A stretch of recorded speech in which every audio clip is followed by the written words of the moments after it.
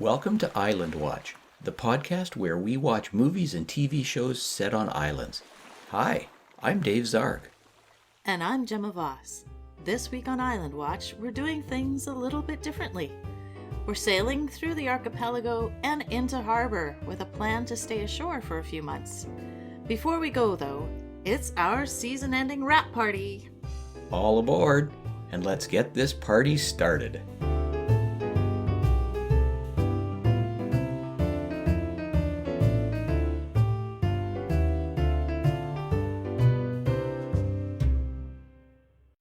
It's hard to believe that it's already time for our season finale. Before you know it, we'll be back with more great episodes in fall 2021.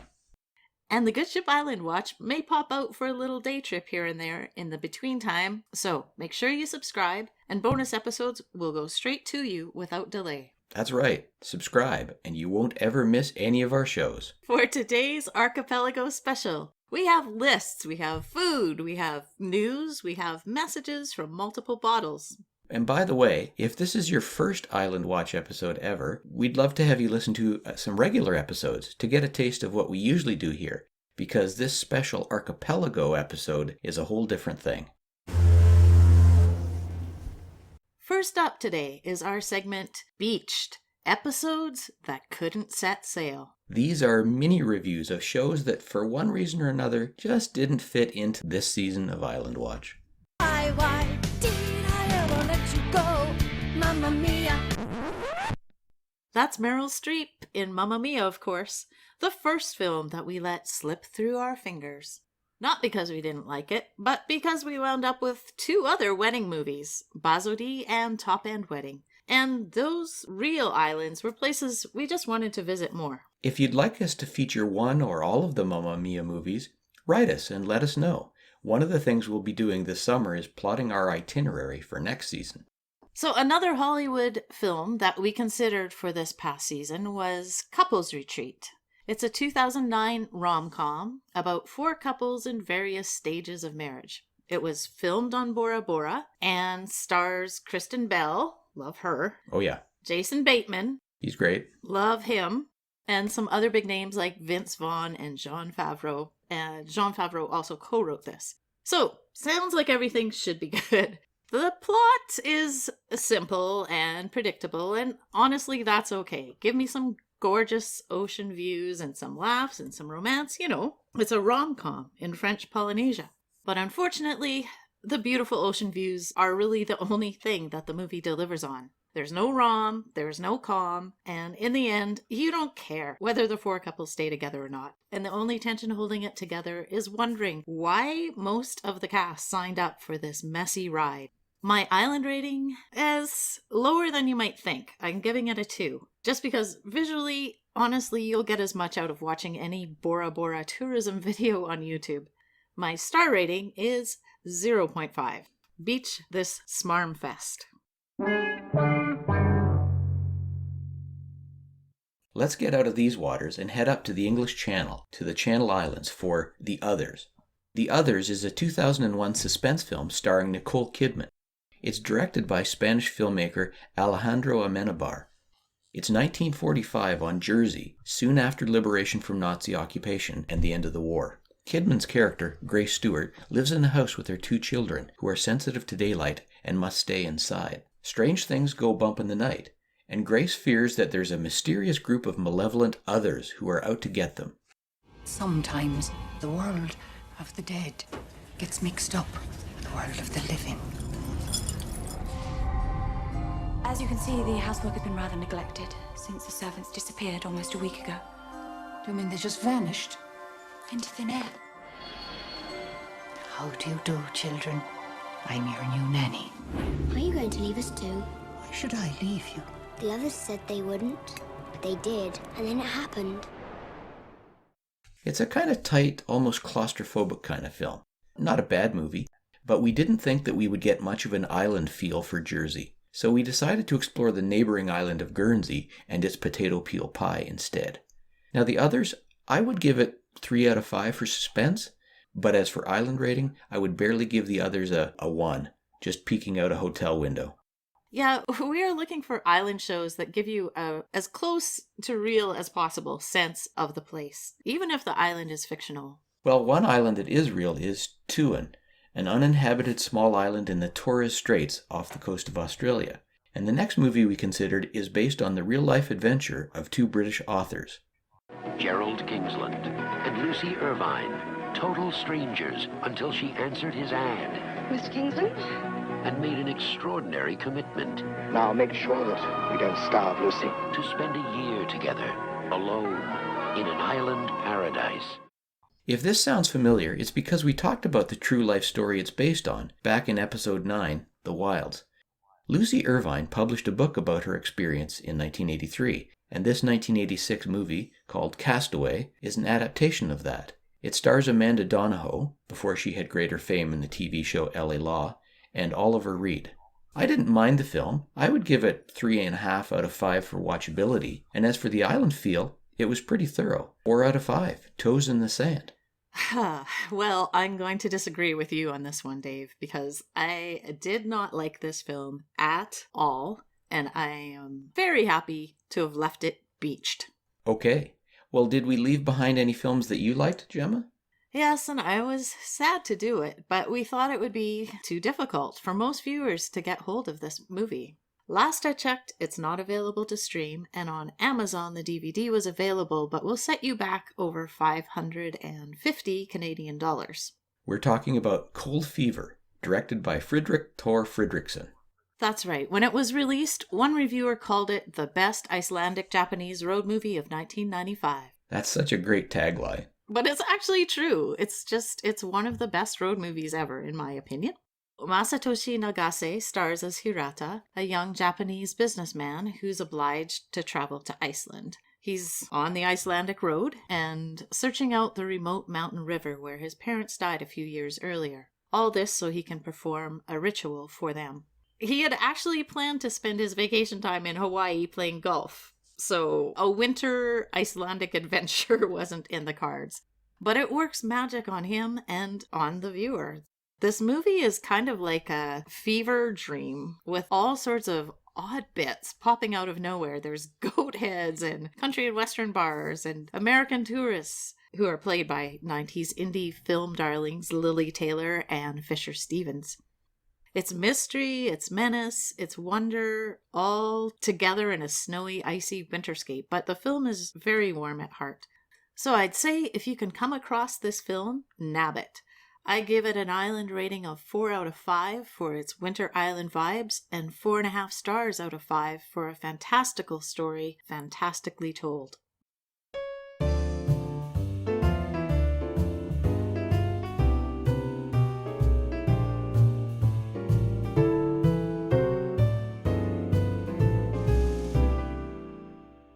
And now, time for Message in a Bottle. In a time when it seems everything is virtual, we have real messages from listeners. Did they arrive in bottles? Not exactly. But we don't love mail any less if it comes through standard channels. You can always write to us at islandwatchpodcast@gmail.com. Okay, we'll start with a letter from Patricia. She says, Dear Dave and Gemma, thanks for all the work you do putting together the Island Watch podcast. I've been enjoying listening to the episodes and especially like being introduced to movies, documentaries, and shows on or about islands, of course, that I did not know about before. Your conversations are fun, the food suggestions are a cool addition, and the background info on the website is always interesting. Keep up the good work. Thanks, Patricia. We got a review from Pam, who writes, The Island Watch podcast is a very clever exercise in connecting film to the geography and science of islands around the world, as well as highlighting urgent environmental challenges. It is interesting, educational, and very entertaining. Dave and Gemma engage in humorous and intelligent conversations full of puns and fun facts. The amount of research they have done is impressive. The podcast provides trailers of old movies and documentaries along with Dave and Gemma's recommendations and criticisms that have encouraged me to search out and watch them. Hopefully there will be a season 3. Thanks a lot, Pam. And here's a letter from JWS, who writes, Greetings, Island Watchers. Love the show. Especially enjoyed the South Pacific episode with such cool things like floating coconuts and diverse animal life in the vast ocean. Keep up the good work, and I don't mind the elephant seals in the room. Thanks, JWS. I appreciate a listener who appreciates a good pun. Okay, they're talking about the South Pacific episode where we talked about the elephant in the room. The elephant seal in the room. Anyway, thanks to everyone for your letters, your reviews, your notes. We do the show for you, so it's great to hear that you're enjoying it. Island Watch looks at the world in a unique way. That is, islands first. So when we thought about you, our listeners, sitting down to watch the shows that you heard us review, we wanted to bring something more to the table. And for our Archipelago episode, we like to set up a seasonal smorgasbord segment that we call Island Chef. Like I always say, there's nothing wrong with popcorn, but when it comes to Island Watch viewing, I want to up my game and have some snacks that will help me make the viewing experience a real occasion, like a real getaway. When one day feels the same as the next, you need to break it up with something that stands out. Gemma, you must have been challenged by our first episode this season. We visited a deserted island with some freshly marooned plane crash survivors via the highly bingeable series The Wilds. Yeah, we didn't want to just leave you on the beach eating whatever you could find in the bottom of your purse. So we piggybacked onto the first episode's flashback and found one of the survivors sharing a memorable taco and pop meal in the past. And so I made a taco bar for nibbling as you watch the show. Well, that does make for pretty good movie food. It does, and we even included a keto version. They're both great. Next, we went to Tobago for one of the 2 weddings we had this season. Bazodi, that crazy in love, feel-good movie set during Carnival season, packed with soca music and island times. If I could be there, coconuts would be the first thing I would have. But if I recall, your menu wasn't that simple. Well, no, not simple. This movie's characters are out and about during Carnival, and they're spending a lot of time mixing and mingling, so I just thought street food is the best here. It's eats that you would grab on the way home after you danced all night.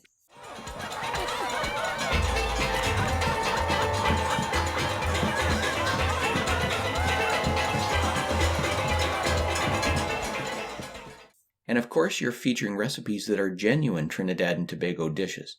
I got acquainted with some excellent food channels from Trinidad and Tobago to do just that. I really love a channel called Foodie Nation. It's a chef and a friend who they're either cooking at home or they go out to the markets, show you around the market, or they go to restaurants.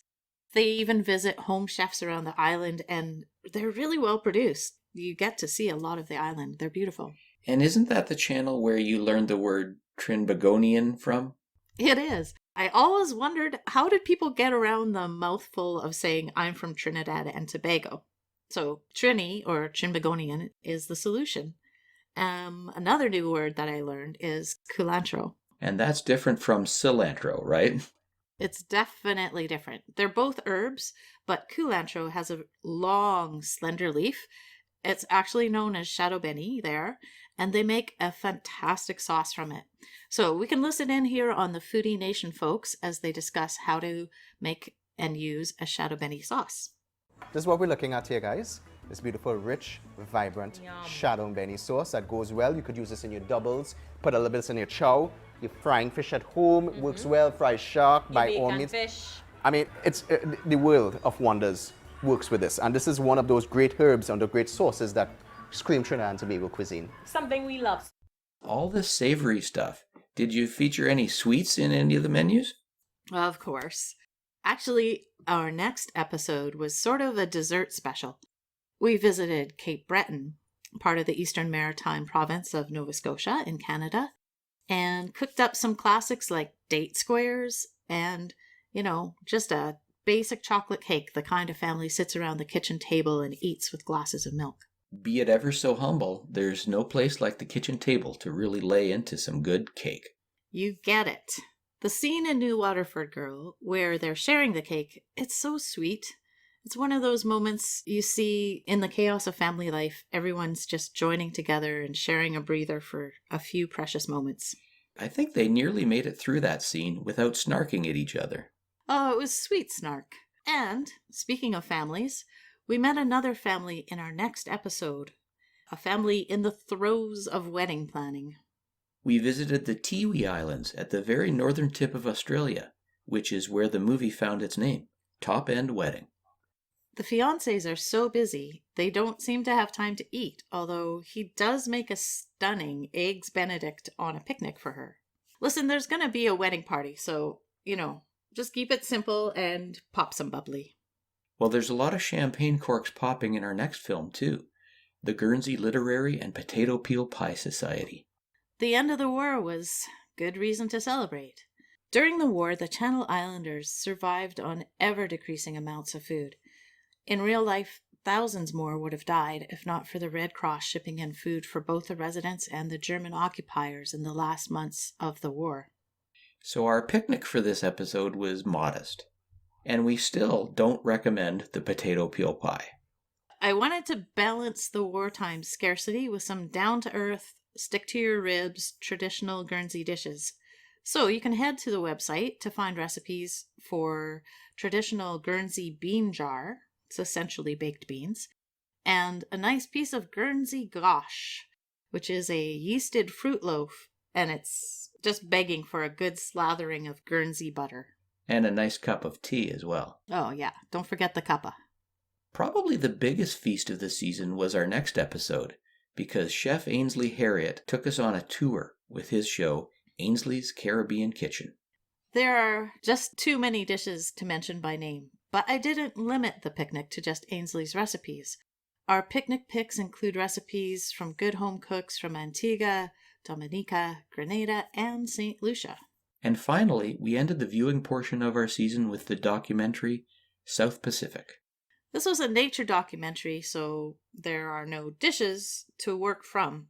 So I took a different tack and wrote about how to find sustainable fish. It's a habit I need to grow. Islands and oceans mean so much more to me than they ever did before doing the podcast. And if I'm serious about loving these places, I need to do my part to protect them. Visit islandwatchpodcast.com to see Gemma's picnic pics and recipes.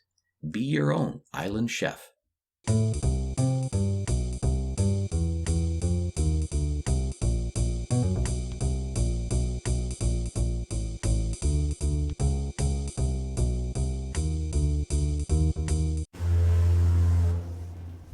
Now it's time for one of our most popular Archipelago segments, News of the Weird, Beachcomber Edition.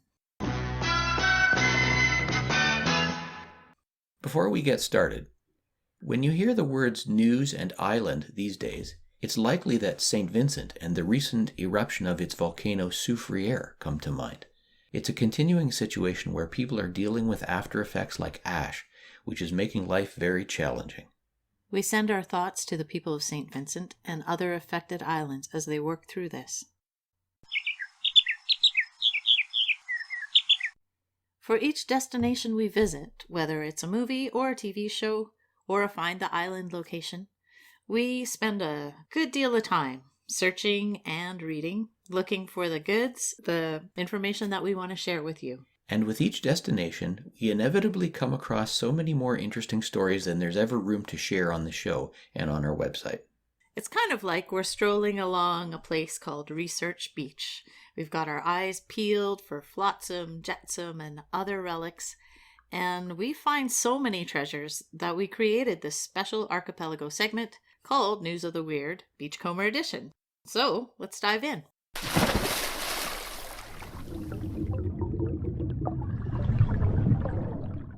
As an Island Watch listener, we know that you love islands, and we know you love movies, so this story is meant for you.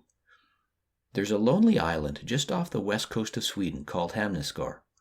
It lies about 30 kilometers northwest of the city of Gothenburg. And on Hamneskär Island is a lighthouse known as Paternoster, and that lighthouse has been converted into a small boutique hotel.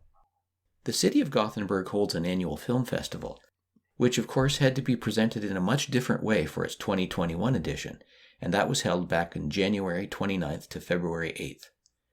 The organizers came up with a novel idea. They held a contest to send the winner to stay in Paternoster for a week to watch all of the festival's films, alone. all alone. No one else there. No phone, no email or social media. Just lots of movies to watch over the course of a week. So who would be interested in that? Well, more than 12,000 people from 45 countries entered the contest. The winner was Lisa Enroot, a Swedish ER nurse who works on the front line of the COVID pandemic. This was an opportunity for her to get away. She watched more than 30 films. She recorded daily video diaries, explored the island, and had a lot of time for introspection. She spoke with As It Happens on CBC Radio about the experience. What do you tell people when they ask you, like, what was that like? Oh, well, what did I learn about myself? I learned that I feel better when I put my phone away. And especially if I'm to watch movies now, I'm not going to have my phone nearby because that is such a distraction. What did I learn about myself? Maybe that I am able to do this. I am able to isolate myself and be comfortable with myself and no one around. I can do that. At a time when so many people are tired of having to be alone, here was someone who sought out and relished the opportunity to be alone on an island. It's such a creative idea, and what a break for that nurse. There's actually another movie-related update to this story. So at the Academy Awards every year, the nominees get a, high-end gift bag. There's things like wellness products and jewelry and exclusive memberships and hotel stays. So this year, a trip to stay at Paternoster is one of the items. I guess you could take your Oscar along for company. Well, we'll have to check back and see if any of the winners do spend time there.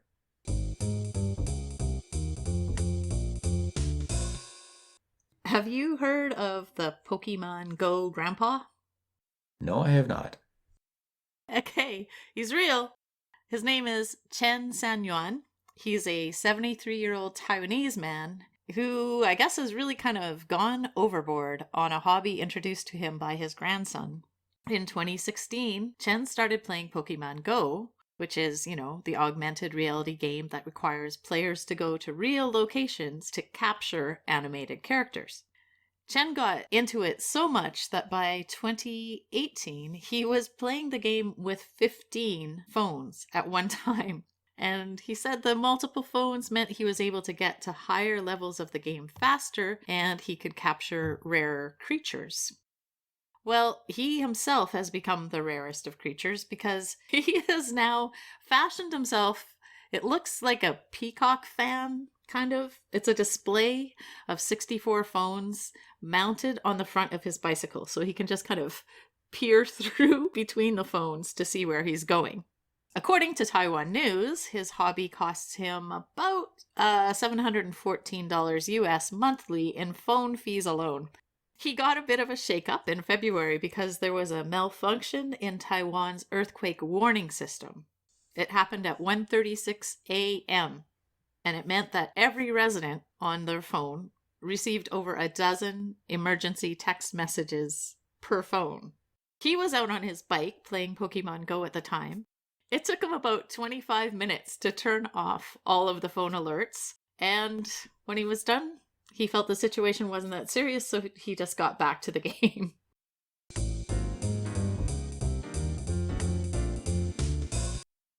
How often have you been flying over the ocean, looking down at the waves, scanning for signs of life? Well, if you were eagle-eyed enough, you might spot a rowboat. For example, the boat Rudderly Mad. In it, Jasmine Harrison, a 21-year-old swimming teacher from North Yorkshire in England. She became the youngest woman to row solo across the Atlantic. The Guardian reports that Harrison left La Gomera in the Canary Islands in December and arrived in Antigua 70 days, 3 hours, and 40 minutes later. Along the way, she ate a lot of peanut butter, battled 20-foot waves, was circled by sharks, nearly collided with a tanker, and capsized twice. And she says, I loved it. There's nothing like actually getting away from everything, from social media, from bad news, from literally everything. So I bring my friends up and they just say, oh, you're in another lockdown from like 3 weeks ago. I'm like, oh, I didn't know, I don't care. On the same Canary Island to Antigua route, but in a boat nicknamed Never Too Old, Frank Rothwell from Oldham, England, became the oldest person to row the Atlantic, raising more than £648,000 for Alzheimer's Research UK.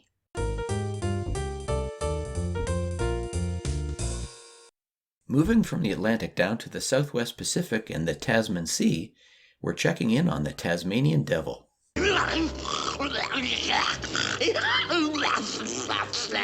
No, not the Looney Tunes character. It's the actual marsupial creatures from the island state off the south coast of Australia. For decades, their population has been devastated by a deadly disease called devil facial tumor disease, or DFTD. It's a facial cancer that is spread animal to animal through bites. It's estimated that it has killed about 80% of the animals. But a new paper in the journal Science indicates that the curve has been flattened and that the surviving population have likely developed a genetic ability to tolerate and resist the cancer. The researchers said there was increasing evidence that some devils could recover from DFTD, which was not the case when the disease initially started to spread. There are believed to be about 10,000 devils left in the wild. And they're surprisingly cute. They tugged at my heartstrings when I saw the picture of them.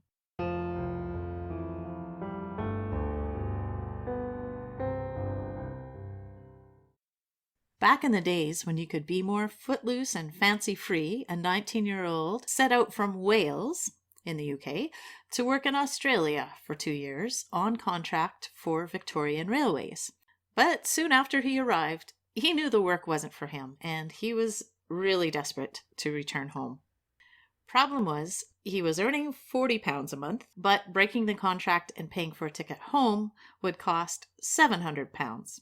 I told you this is back in time, right? Like not now. So Brian Robson and 2 Irish work buddies, they came up with a genius scheme. According to CBC News, they fitted out a crate just big enough for him to sit with his knees pulled up to his chest. And in went an empty bottle, for obvious purposes, a flashlight, a bottle of water, a small suitcase, a pillow, and a hammer to bust out. Despite numerous labels with fragile and handle with care, and the all-important this side up, things didn't go well. The flight his friends shipped him on was supposed to be direct from Melbourne to London and take 36 hours. But instead, Robson wound up stuck in the crate for 5 days, 24 hours of which was upside down on a tarmac, as the crate went on a milk run of seemingly every runway between Australia and the UK. Finally, Robson figured he was in London, and he was able to get his muscles moving enough to turn on the flashlight, but he promptly dropped it, and he couldn't retrieve it. And the shining light attracted attention of some airline employees. There was a notch hole type thing in the side of the crate, and he looked through and he looked straight into my eye. Well, if there was an Olympic Games going on at the time, he'd have won for a backflip. I've never seen anybody backflip so far. And then they started shouting and screaming that there was a dead body in the crate. And within a very short time, there were maybe 20 or 40 people around, including FBI, CIA, everybody. It turns out he was in the States, not the UK. This all happened in 1965, so why is it news now? Brian Robson has written a book about his experience called, wait for it, The Crate Escape. Love it. And he's looking for the 2 young Irish friends who nailed him into the crate and sent him on his way.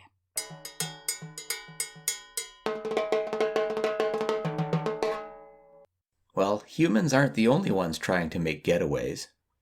Kenyan conservationists and American nonprofit Save Giraffes Now were on the job on an island called Lonicharo in Lake Baringo, Kenya.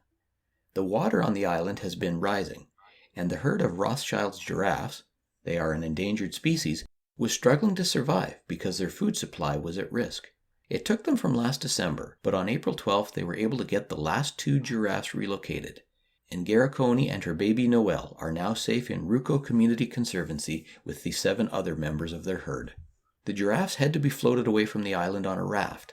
Apparently they got the giraffes used to the raft by leaving food on it and letting the animals get comfy with it over time, And yes, the raft was called Giraffe. It was custom built with tall sides, as you can imagine.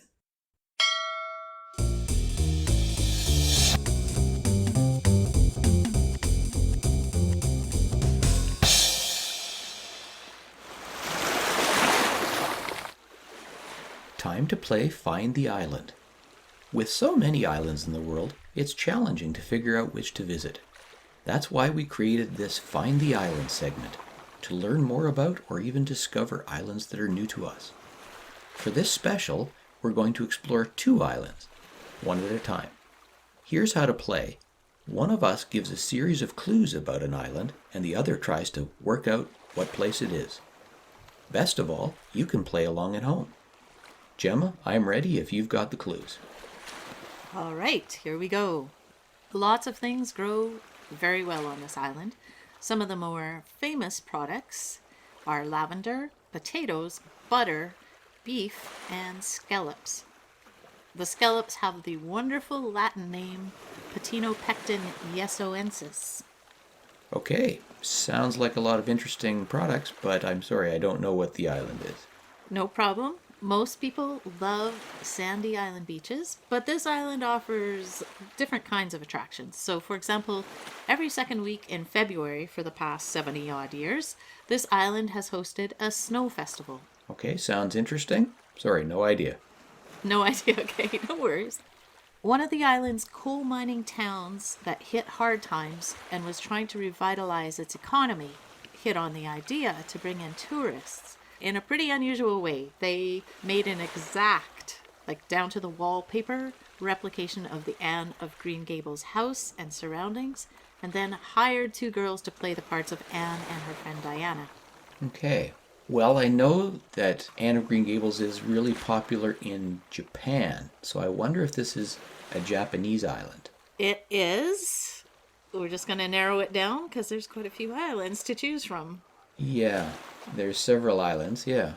Well, the capital of the island is home to the country's oldest brewery, which was established in 1876. Well, I'm not much of a drinker, so that doesn't help me much. Any more clues? Well, I know you know a lot about cultures and people, so this one might do it.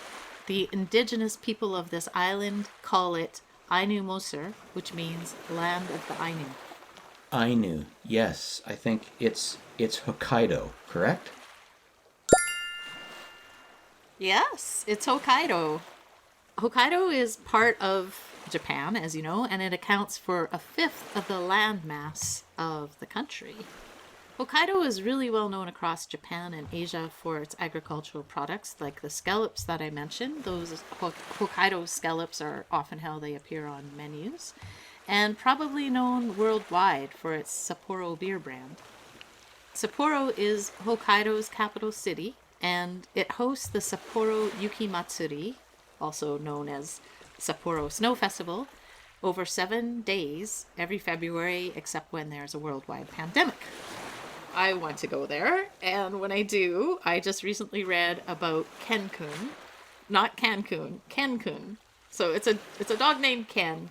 He's a Shiba Inu dog, which is a Japanese breed, who is the proud proprietor of his own roasted sweet potato stand. What? A dog is the proprietor of a food stand?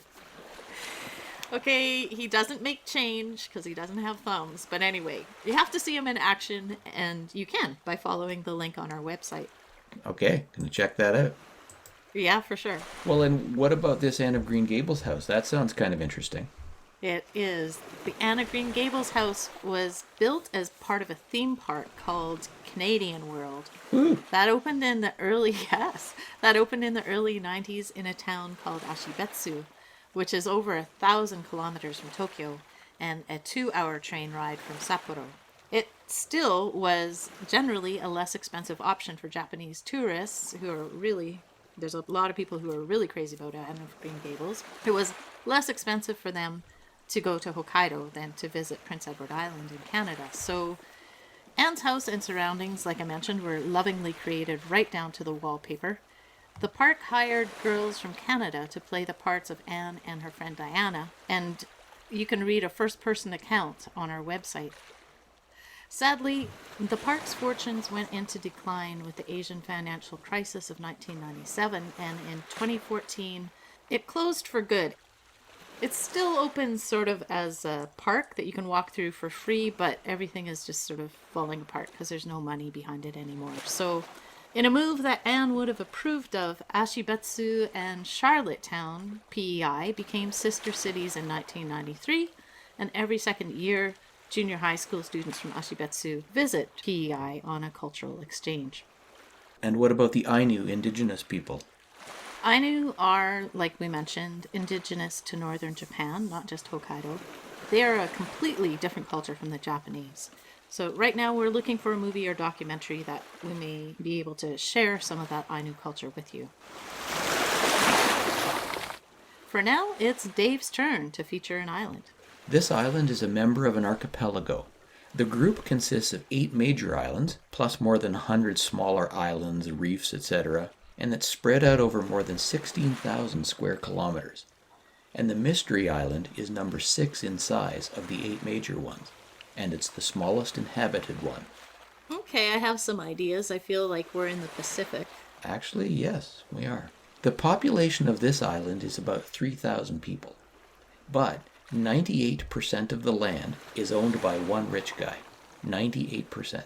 Okay, I don't know yet.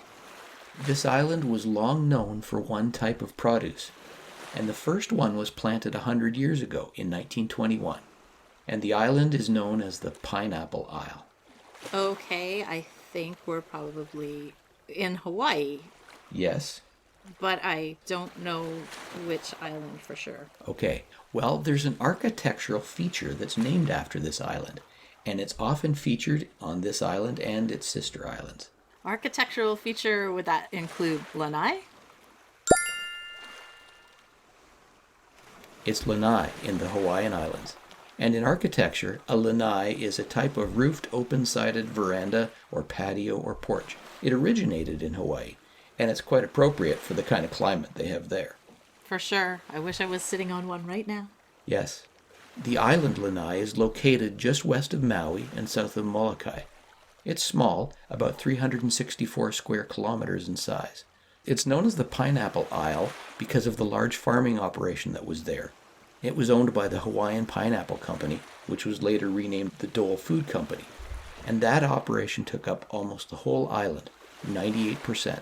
98% is the number you mentioned before, which is belonging to just one person now, right? That's right. The land was sold in 2012 to Larry Ellison, a tech billionaire. He paid $300 million for 87,000 acres, and in the years since, he has spent about $500 million on things like 2 resort hotels, renewable energy infrastructure, a hydroponic agriculture venture, and an animal rescue center to look after invasive feral cats who roam the island. Okay, those are some interesting projects, but I'm also wondering, what about the other 2% of the land? Well, the little bit left is either public land or privately held land in Lanai City, which is the only municipality. I'm actually surprised to hear about the pineapples, because for sure I associate Hawaii with pineapples, so they just don't grow there anymore? Not on Lanai. Pineapples are not a crop there any longer. Production was phased out in 1992, reportedly because of high labor costs and land costs. So if not pineapples, you mentioned the resorts and things, but I mean, what is the grand plan for the land? Well, Ellison wants to turn the island into a sustainable tourist destination, which sounds really neat. But I'm wondering, is it a good idea to have the island under the control of one man? I mean, even if he is investing a lot of his own money in it, should he have so much say in determining the future direction of one of just 6 inhabited Hawaiian islands? Not for me to say.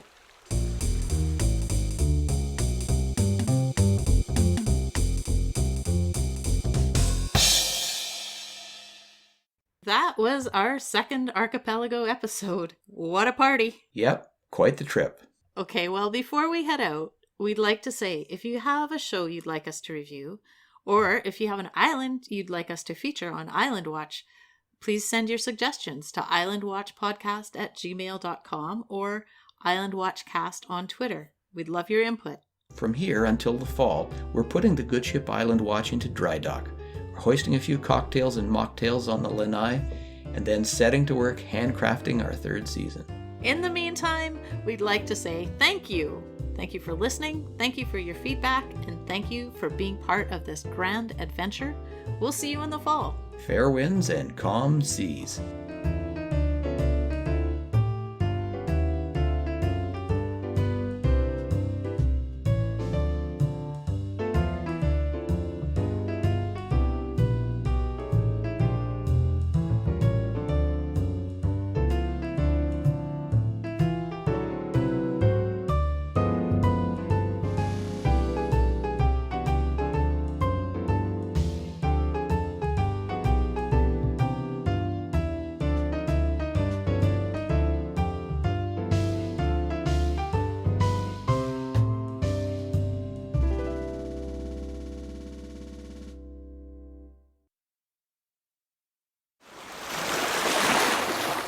This has been a production of Phosphine League. Phosphine League. Phosphine League. Phosphine League.